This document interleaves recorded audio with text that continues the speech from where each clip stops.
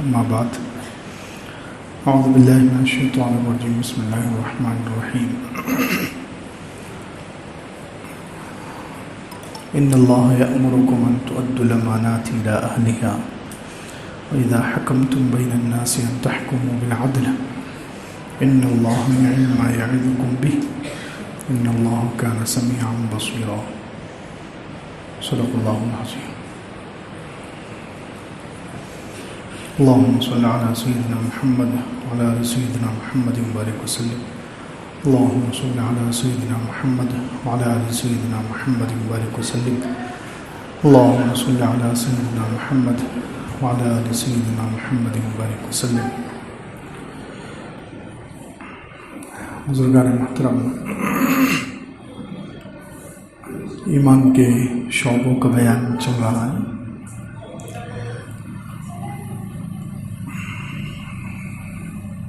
ایمان کا ایک شعبہ ہے امانتیں ان کے اہل کے حوالے کرنا. امانتیں جس کی ہیں اس کو ادا کرنا، امانت اہل کو حوالے کرنا، یہ ایمان کا ایک شعبہ ہے. کیونکہ اس کے مقابلے میں جو خیانت ہے وہ منافق کی علامت ہے. امانت کے مقابلے میں جو صفت ہے وہ خیانت ہے، اور خیانت یہ منافق کی صفت ہے. جگہ جگہ اس کی مذمت بیان کی گئی. اللہ تعالیٰ قرآن میں ارشاد فرماتے ہیں ان اللہ یأمرکم ان تؤدوا الامانات الی اہلہا. اللہ تعالیٰ تمہیں حکم دیتا ہے کہ تم امانتیں ان کے اہل کے، امانتوں کے جو مستحق ہیں، امانت ان کو حوالے کرو. امانتیں ضائع کرنا یہ ایک تو منافق کی نشانی ہے اور قیامت کی بھی علامت ہے. ایک لمبی حدیث ہے جس میں اللہ کے رسول صلی اللہ علیہ وسلم نے قیامت کی بہت ساری علامتیں، قیامت کے قریب ہونے کی علامتیں بیان فرمائی. اس میں سے ایک یہ بھی ہے والامانۃ مغرمہ. امانت کو لوگ بوجھ سمجھیں گے اور امانتیں ضائع کریں گے. تو اس لیے ایمان والے کے ایمان کا تقاضا یہ ہے کہ وہ امانت داری کا خیال رکھے. ہر چیز میں امانت، جتنی نعمتیں اللہ تعالیٰ کی طرف سے ملی ہے اس میں امانت، اس میں خیانت نہ ہو. اسی طریقے سے دین کے بارے میں خیانت نہ ہو، اس میں امانت داری کا خیال. اسی طریقے سے لوگوں سے لی ہوئی چیزوں کے بارے میں امانت کا خیال. تھوڑی سی بھی خیانت یہ انسان کو بڑے عذاب کا مستحق بنا سکتی ہے.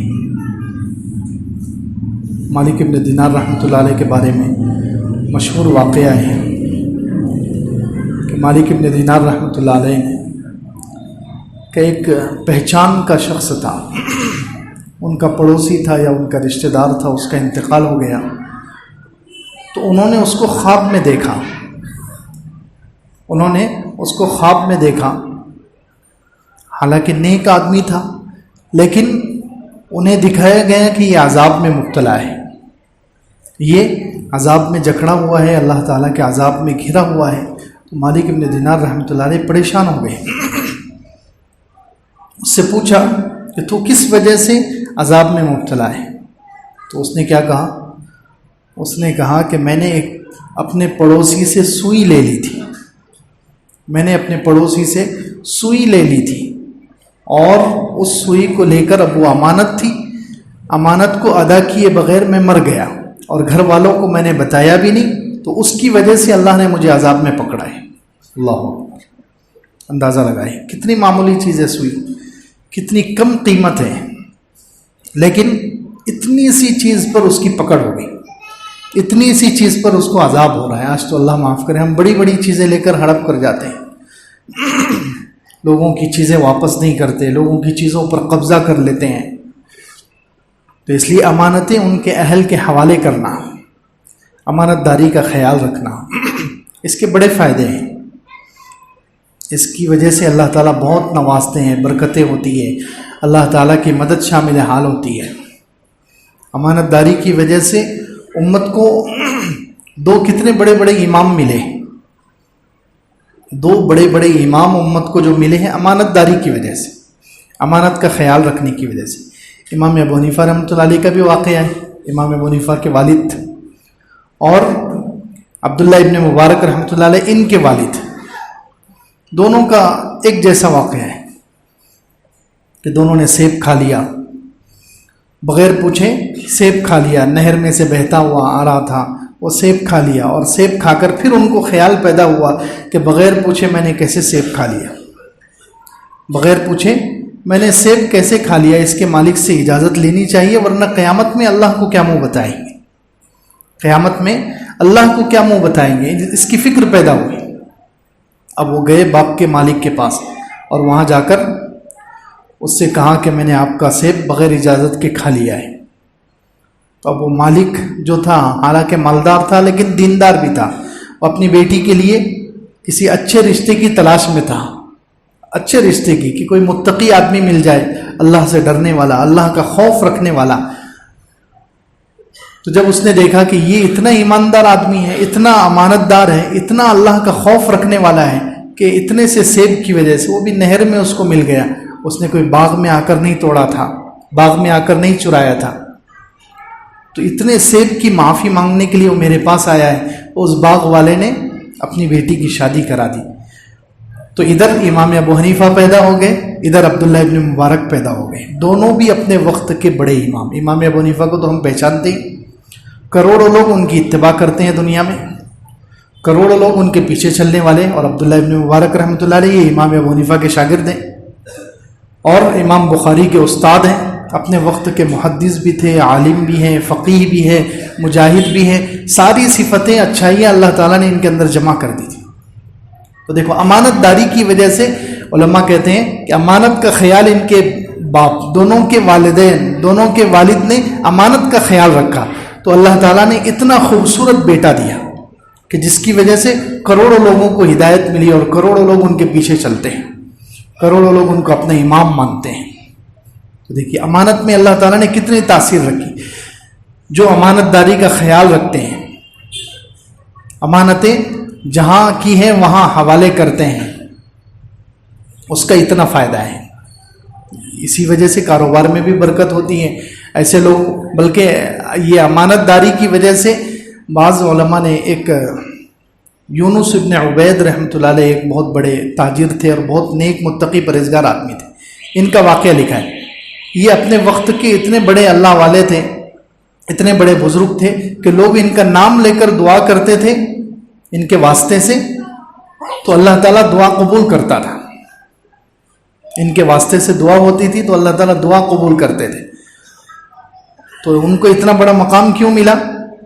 تو کہتے ہیں کہ وہ تجارت میں بہت امانت داری کا خیال رکھتے تھے، اپنے کاروبار میں امانت کے اتنے پابند تھے۔ ایک عورت ان کے پاس آئی ایک چادر بیچنے کے لیے، اندازہ لگائیں، ایک عورت ان کے پاس آئی ایک چادر بیچنے کے لیے، اور اس نے کہا کہ یہ چادر آپ 100 درہم میں لے لیں۔ یونس ابن عبید کیونکہ بڑے تاجر تھے اور زمانے سے وہ تجارت کر رہے تھے، مارکیٹ میں، بازار میں ان کا وقت گزرتا تھا، انہوں نے دیکھ کر پہچان لیا کہ یہ چادر بہت قیمتی ہے، یہ چادر مہنگی ہے، اس عورت کو اس کی اصل قیمت کا پتہ نہیں ہے، عورت کو اس کی اصل قیمت معلوم نہیں ہے، ہو سکتا ہے اس کو وراثت میں مل گئی ہوگی چادر، یا کسی نے ہدیے میں دے دی ہوگی، یہ خود اس کی چادر نہیں ہے۔ تو انہوں نے کہا کہ بہن یہ چادر آپ مجھے 200 میں بیچ دو۔ اب دنیا میں ایسا کوئی تاجر، ایسا کوئی کاروباری ہو سکتا ہے جو خود گاہک سے پیسے بڑھائے؟ عام طور پر تو یہ ہوتا ہے کہ جو دکاندار ہے وہ پیسے کم کراتا ہے، دنیا میں یہی قانون ہے، ہمیشہ ایسے ہی ہوتا ہے کہ جو دکاندار، جو بیچنے والا ہے، وہ تو پیسے کم کرانے کی کوشش کرتا ہے، لیکن یہ کیسے بیچنے والے ہیں، سبحان اللہ، یہ کیسی ان کے اندر امانت داری ہے، اللہ کا خوف ہے، اپنی رزق کو پاکیزہ رکھنے کی فکر ہے ان کے اندر، کہ وہ جو ہے اپنی چیز کی قیمت بڑھا رہے ہیں کہ 100 کے بجائے تم بہن یہ 200 میں بیچ دو۔ انہوں نے کہا ٹھیک ہے، اس عورت نے کہا ٹھیک ہے، کہا نہیں 300 میں بیچ دو۔ کہتے کہتے 500 درہم میں انہوں نے وہ چادر خرید لی اور اس عورت کو واپس کر دیا۔ اب آزو بازو جو دکاندار تھے وہ کہنے لگے کہ آپ نے ایسا کیوں کیا، اچھا وہ 100 میں بیچ رہی تھی, آپ لے لیتے 100 میں, آپ کا کتنا بڑا نفع ہو جاتا, آپ 500 میں آگے بیچ دیتے تو آپ کو 400 بچ جاتے. تو انہوں نے کہا کہ نہیں, اس عورت کو اس چادر کی اصل قیمت کا پتہ نہیں تھا, اصل قیمت اس کو معلوم نہیں تھی, وہ بیچاری دھوکے میں تھی اپنی چادر کے بارے میں. تو میری امانت داری نے اس کا تقاضا کیا کہ میں اس کو اس کی اصل قیمت بتاؤں. اگر میں چھپا لیتا اور جتنے میں وہ بیچ رہی تھی خرید لیتا تو پھر میری امانت داری کا کیا ہوتا. دیکھیے یہ ہے امانت داری کی صفت. تو ایمان کا ایک شعبہ, ایمان کے جو 77 شعبے اس میں سے ایک شعبہ ہے امانت داری کا خیال رکھنا, امانت کو ادا کرنا, ہر چیز میں امانت داری کا خیال رکھنا, اور امانت جس کی ہے اس کے حوالے کرنا. تو ہر چیز میں امانت داری کا خیال, کاروبار ہو, گھر ہو, بازار ہو, اپنی زندگی ہو, دینداری ہو, دین کا معاملہ, یہ ساری چیزیں ہمارے پاس امانت ہے. جتنی امانت ہے ہر امانت کو صحیح طریقے سے ادا کرنا, امانت کا خیال رکھنا. اسی طریقے سے امانت داری میں یہ بھی ہے کہ کوئی شخص دین کا کسی شعبے کا ذمہ دار ہے, کسی مدرسے کا محتمم ہے, خانقاہ کا ذمہ دار ہے, یا اور کسی دین کے شعبے کا ذمہ دار ہے, تو اب اس کے پاس یہ ذمہ داری امانت ہے, یہ ذمہ داری اس کے پاس امانت ہے. کوئی مسلمانوں کا خلیفہ اور بادشاہ ہے تو یہ اس کے پاس امانت ہے. اب اسے چاہیے کہ اگر اپنا نائب کسی کو بنا رہا ہے تو ایسے شخص کو بنائے جو اس کے قابل ہو. صرف رشتہ داری کی وجہ سے کسی کو بنا دیا, اپنے بیٹے کو بنا دیا, یا اپنے دوست کو بنا دیا, اپنے چاہنے والے کو بنا دیا, تو یہ بھی امانت میں خیانت ہے, یہ بھی امانت میں خیانت ہے. اللہ کے رسول صلی اللہ علیہ وسلم کی اس بارے میں حدیث ہے کہ جس شخص نے کسی آدمی کو کسی جماعت کا امیر بنایا, جس شخص نے کسی آدمی کو کسی جماعت کا امیر بنایا اور وہ جانتا تھا کہ اس جماعت میں اس سے بہتر شخص موجود ہے, وہ جانتا تھا کہ اس سے بہتر آدمی موجود ہے, علم میں, عمل میں اس سے بہتر آدمی موجود ہے, پھر بھی اس نے کسی ایسے شخص کو بنا دیا جو اس کا اہل نہیں تھا, جو علم میں, عمل میں کم درجے کا تھا, اس کو اس نے بنا دیا ذمہ دار.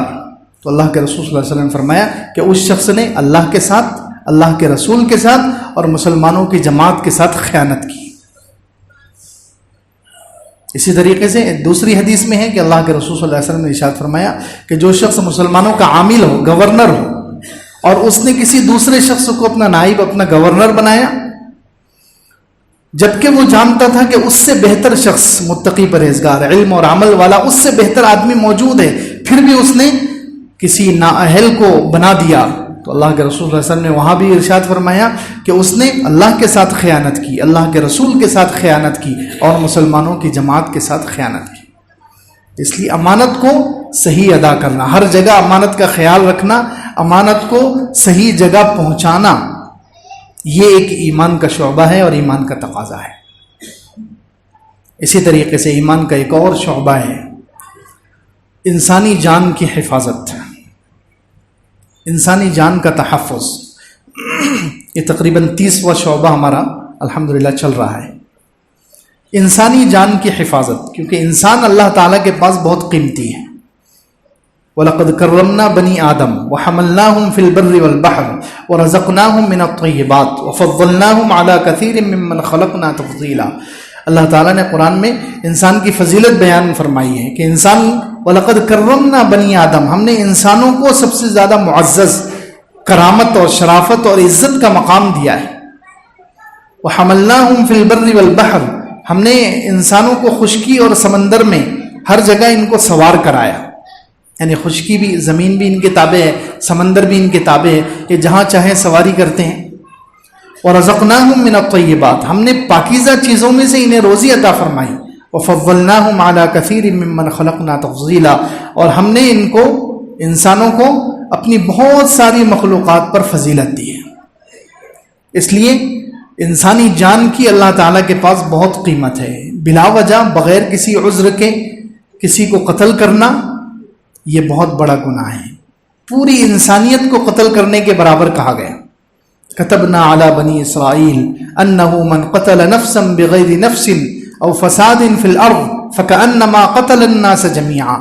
چھٹے پارے میں ہے اللہ تعالیٰ فرماتے ہیں من اجل ذلك, اسی وجہ سے, کتبنا علی بنی اسرائیل، ہم نے بنی اسرائیل پر یہ چیز لکھ دی، انہ من قتل نفسا بغیر نفس، کہ جس نے کسی جان کو قتل کیا بغیر کسی جان کے، یعنی بلا وجہ بلا عذر کے کسی آدمی کو قتل کر دیا، کسی انسان کو قتل کر دیا، تو گویا اس نے فکأنما قتل الناس جميعا، اس نے تمام لوگوں کو قتل کر دیا۔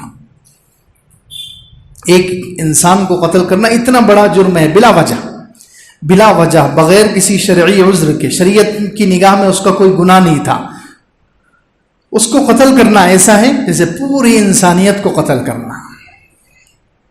اسی لیے اس سے پہلے یہ بات بتائی گئی کہ ایک مسلمان کو قتل کرنا تو اور بھی زیادہ بڑا جرم ہے، اور کتنا بڑا جرم ہے کہ جب حضرت آدم علیہ السلام کے 2 بیٹوں میں سے ایک بیٹے نے، قابیل نے دوسرے بیٹے حضرت آدم علیہ السلام کے دوسرے بیٹے حابیل کو قتل کیا، تو اس کا کتنا خطرناک اثر ہوا، اس کا سائیڈ ایفیکٹ، ریئیکشن دنیا میں کیا ہوا کہ مفسرین نے لکھا ہے، علامہ آلوسی بغدادی رحمۃ اللہ علیہ روح المعانی میں لکھتے ہیں کہ پوری زمین، یہ اس قتل سے پہلے حضرت آدم علیہ السلام کے جس بیٹے نے قتل کیا ہے، اس قتل سے پہلے پوری زمین اچھی تھی، پوری زمین خوبصورت تھی، ہر جگہ ہریالی ہی ہریالی تھی، کہیں بھی بنجر زمین نہیں تھی، پوری زمین میں کوئی بھی زمین بنجر نہیں تھی، ہر درخت کو پھل آتا تھا، اور کوئی بھی کانٹے دار درخت نہیں تھا، شیر جانوروں پر، گائے وغیرہ پر حملہ نہیں کرتا تھا،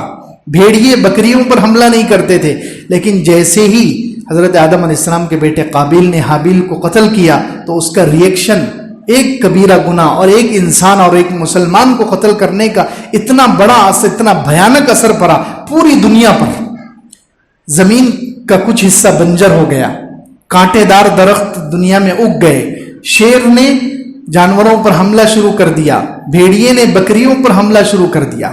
اب اندازہ لگائیں ایک انسان کو اور ایک مسلمان کو قتل کرنا کتنا بڑا جرم ہے۔ اسی لیے اللہ رب العزت نے ارشاد فرمایا 5ویں پارے میں، وَمَن يَقْتُلْ مُؤْمِنًا مُتَعَمِّدًا فَجَزَاؤُهُ جَهَنَّمُ خَالِدًا فِيهَا وَغَضِبَ اللَّهُ عَلَيْهِ وَلَعَنَهُ وَأَعَدَّ لَهُ عَذَابًا عَظِيمًا۔ 5 عذاب اللہ تعالیٰ نے ذکر کیے ہے جو کسی مسلمان کو جان بوجھ کر قتل کرے۔ وَمَن يَقْتُلْ مُؤْمِنًا مُتَعَمِّدًا، جو کسی مومن کو قتل کرے متعمدن، جان بوجھ کر، فجزاؤہ جہنم، تو پہلی سزا اس کی کہ اس کا ٹھکانہ جہنم ہے۔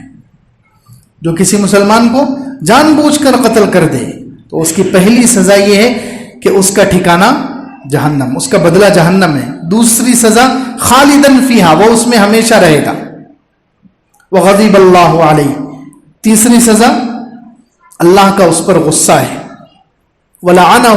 چوتھی سزا اللہ کی اس پر لعنت پڑتی ہے، اللہ کی رحمت سے وہ دور ہو جاتا ہے۔ 5ویں سزا وَأَعَدَّ لَهُ عَذَابًا عَظِيمًا، اللہ نے اس کے لیے بڑا عذاب تیار کر رکھا ہے۔ اب اندازہ لگائیں ایک مسلمان کو قتل کرنا۔ اسی لیے اللہ کے جو خاص بندے ہیں عباد الرحمن، رحمان کے خاص بندے جو اللہ کو پسند ہوتے ہیں، جو اللہ کے پسندیدہ بندے ہیں، ان کی صفات اللہ تعالیٰ نے بیان فرمائی 19ویں پارے میں۔ تو وہاں ارشاد فرمایا کہ یہ لوگ اللہ کے جو نیک بندے ہیں، رحمان کے جو خاص بندے ہیں، وہ ایسے ہیں والذین لا يدعون مع اللہ الہا آخر، کہ یہ لوگ اللہ کے ساتھ کسی اور معبود کو نہیں پکارتے، اللہ کے علاوہ کسی معبود کو نہیں پکارتے۔ جب بھی انہیں دعا کرنی ہو، جب بھی انہیں مدد کے لیے بلانا ہو تو کس کو بلاتے ہیں؟ اللہ کو بلاتے ہیں۔ مدد کے لیے پکارنا ہو تو اللہ کو پکارتے ہیں، اللہ کے علاوہ کسی کو مدد کے لیے نہیں بلاتے۔ ایک صفت ان کی یہ بیان کی، ایک ہی آیت میں 3 صفتیں بیان کی ہیں۔ اس میں سے پہلی صفت یہ ہے کہ وہ اللہ کے علاوہ کسی کو نہیں پکارتے۔ دوسرے وَلَا يَقْتُلُونَ النَّفْسَ الَّتِي حَرَّمَ اللَّهُ إِلَّا بِالْحَقِّ، اور وہ نہیں قتل کرتے کسی جان کو جس کے قتل کرنے کو اللہ نے حرام کیا ہے مگر حق کے ساتھ۔ حق کے ساتھ یعنی قصاص میں اگر قتل کیا جائے، بدلے میں قتل کیا جائے تو ٹھیک ہے، کسی گناہ میں قتل کیا جائے جیسے زنا کر لے اور اسلامی حکومت ہو، شادی شدہ مرد اور عورت زنا کر لے اور حکومت اسلامی ہو تو اسلامی حکومت کو اجازت ہے کہ وہ قتل کر دے، تو یہ حق کے ساتھ قتل کیا جا سکتا ہے، ناحق قتل نہیں کیا جا سکتا۔ تو اللہ کے جو نیک بندے ہیں وہ کسی جان کو بلا وجہ قتل نہیں کرتے، اور ولا یزنون، اور وہ زنا بھی نہیں کرتے، وہ زنا بھی نہیں کرتے، اور جو یہ 3 کام کر لے یضاعف لہ العذاب یوم القیامت ویخلد فیہ مہانا، کہ اس کو دگنا عذاب دیا جائے گا جو اللہ کے علاوہ کسی اور کو پکارے، کسی اور کو معبود سمجھے، اور کسی انسان کو بلا وجہ قتل کر دے اور زنا کر لے، جو یہ 3 گناہ کرے گا یضاعف لہ العذاب یوم القیامہ، قیامت کے دن اسے دگنا عذاب دیا جائے گا، ویخلد فیہ مہانا، اور وہ اس میں ذلیل و خوار ہو کر ہمیشہ رہے گا۔ تو خیر اندازہ لگائیں انسانی جان کتنی قیمتی ہے اللہ تعالیٰ کے پاس۔ اس لیے ایمان کا تقاضا اور ایمان کا ایک شعبہ یہ ہے کہ ایمان والے کسی کو بلا وجہ قتل نہیں کرتے، کسی کو بلا وجہ قتل نہیں کرتے، کیونکہ یہ بہت بڑا جرم ہے۔ اللہ کے رسول صلی اللہ علیہ وسلم کی حدیث میں ایک صحابی نے پوچھا ای الذنب اعظم، کون سا گناہ سب سے بڑا گناہ ہے؟ ایک صحابی نے پوچھا ای الذنب اعظم، کون سا گناہ سب سے بڑا گناہ ہے؟ اللہ کے رسول صلی اللہ علیہ وسلم نے ارشاد فرمایا ان تجعل للہ ندا وهو خلقک، کہ تو اللہ کے ساتھ کسی کو شریک کرے حالانکہ اس نے تجھے پیدا کیا ہے۔ اللہ کے ساتھ کسی کو شریک کرنا یہ سب سے بڑا گناہ ہے، سب سے بڑا جرم ہے۔ دوسرا گناہ اپنی اولاد کو، تو اپنی اولاد کو اس لیے قتل کرے کہ وہ تیرے ساتھ کھائے گی۔ پہلے زمانے میں رواج تھا نا، بچوں کو قتل کر دیتے تھے پیدا ہوتے ہی زمین میں، لیکن اب زمانہ تھوڑا ایڈوانس ہو گیا ہے، تو پیدا ہونے سے پہلے ماں کے پیٹ میں ہی آج کل حمل گرا دیا جاتا ہے، نعوذ باللہ، یہ بھی قتل کرنا ہے۔ اس زمانے میں تو پیدا ہونے کے بعد لوگ زندہ درگور کرتے تھے، زندہ دفن کرتے تھے، اور اللہ تعالیٰ نے اس سے سختی سے منع کیا ہے، لا تقتلوا اولادکم خشیۃ املاق، اپنی اولاد کو قتل مت کرو مفلسی، غریبی کے ڈر سے، نحن نرزقہم وایاکم، ہم انہیں بھی رزق دیں گے اور تمہیں بھی ہم ہی رزق دیتے ہیں۔ 2 چیزیں ایسی ہیں کہ جس میں انسان کو لگتا ہے کہ رزق ہمارا کم ہوگا، حالانکہ اس پر اللہ کا وعدہ ہے کہ اس سے رزق بڑھتا ہے، ایک نکاح اور ایک اولاد۔ نکاح اور اولاد یہ 2 چیزیں ایسی ہیں جس میں ظاہری نظر انسان کی یہ دیکھتی ہے کہ اس سے رزق گھٹ رہا ہے، لیکن اللہ کا وعدہ یہ ہے کہ اس سے رزق بڑھتا ہے۔ تو مسلمان کو تو اللہ کے وعدے پر بھروسہ کرنا چاہیے۔ ہم تو اپنی آنکھوں پر، مشاہدے پر بھروسہ نہیں کرتے، ہم اپنے مشاہدوں پر اور آنکھوں دیکھی باتوں پر یقین نہیں کرتے، ہم تو ایمان والے ہیں، اللہ کی بات پر ہم یقین رکھتے ہیں۔ قرآن میں اللہ تعالیٰ نے کہا ہے کہ نکاح کرو، اس سے تمہارا رزق بڑھے گا۔ 18ویں پارے میں ہے وَأَنكِحُوا الْأَيَامَ مِنكُمْ وَالصَّالِحِينَ مِنْ عِبَادِكُمْ وَإِمَائِكُمْ إِن يَكُونُوا فُقَرَاءَ، کہ نکاح کرو اگر یہ غریب ہوں گے، یغنیہم اللہ من فضلی، اللہ اپنے فضل سے ان کو مالدار کر دے گا۔ آج کل کتنے مسلمان، ہم میں سے کتنے لوگ ہیں جو اپنے بچوں کی شادی نہیں کر رہے ہیں، انہیں حرام کاموں میں چھوڑا ہوا ہے کہ وہ زنا کر رہے ہیں، لیکن وہ شادی نہیں کر رہے، کیوں؟ کہ یہ کماتا نہیں، وہ سوچ رہے ہیں کہ یہ شادی کے بعد اس کی روزی اور تنگ ہو جائے گی۔ تنگ نہیں ہوگی، شادی کے بعد روزی بڑھتی ہے۔ قرآن میں اللہ تعالیٰ نے کہا ہے کہ اگر یہ فقیر ہوں گے، شادی کر لیں گے، ہاں اللہ ان کو بے نیاز کر دے گا، اللہ ان کو مالدار کر دے گا۔ تو نکاح پر اور اولاد پر بھی اللہ کا وعدہ ہے کہ اور ہر ایک تجربہ کر سکتا ہے، جو سچا ایمان والا ہے وہ تجربہ کر کے دیکھ لے کہ جب جب بچہ پیدا ہوگا اس کی تنخواہ بڑھے گی، جب جب بچہ پیدا ہوگا اس کا رزق بڑھے گا، اللہ تعالیٰ خود انتظام کرتے ہیں، اللہ تعالیٰ خود انتظام کرتے ہیں۔ تو خیر اللہ کے رسول صلی اللہ علیہ وسلم نے حدیث میں فرمایا دوسرا بڑا گناہ کیا ہے کہ اپنی اولاد کو قتل کرنا، اس ڈر سے کہ وہ میرے ساتھ کھائے گا۔ اور تیسرا گناہ بیان کیا کہ اپنے پڑوسی کی بیوی کے ساتھ زنا کرنا۔ پڑوسی کے ویسے ہی حقوق ہوتے ہیں، پڑوسی کی بیوی، زنا تو ویسے ہی بہت بڑا جرم ہے، بہت بڑا گناہ ہے، بہت بڑا کبیرہ ہے، لیکن پڑوسی کی بیوی کے ساتھ زنا کرنا یہ اور بڑا گناہ ہے، یہ اور زیادہ بڑا گناہ ہے، کیونکہ پڑوسی عام طور پر اپنے پڑوسی پر بھروسہ کرتا ہے اور وہ اس بھروسے کو ٹھیس پہنچائے اور اس کے ساتھ غداری کرے، اس لیے اس کا گناہ بڑا ہے۔ تو خیر اور بھی حدیث میں فرمایا گیا کہ کسی کو قتل کرنا یہ بہت بڑا گناہ ہے، کبیرہ گناہوں میں اس کو شمار کیا ہے، بلکہ قتل کرنا تو دور کی بات، کسی مسلمان کے قتل میں تھوڑی سی مدد کرنا۔